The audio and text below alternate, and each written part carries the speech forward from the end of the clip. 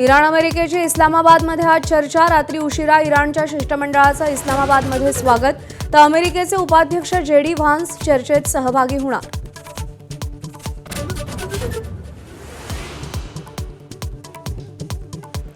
इस्लामाबादमधल्या चर्चेआधी राष्ट्राध्यक्ष Donald Trump यांची इराणला पुन्हा धमकी। केवळ या चर्चेसाठी इराणचं अस्तित्व उरलं, कोणत्याही परिस्थितीत होर्मुझ सुरू करावं लागेल, ट्रम्प यांचा इशारा।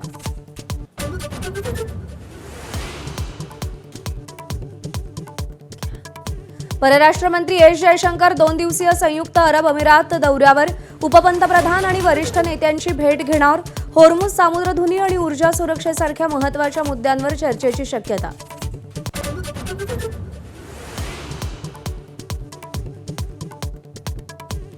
अशोक खरात आणि पत्नी कल्पना खरातची 3 बँक खाती ईडीकडून सील। सूत्रांची माहिती, ईडी आणि आयकर विभागाची भीती दाखवून फसवणूक केल्याची शक्यता।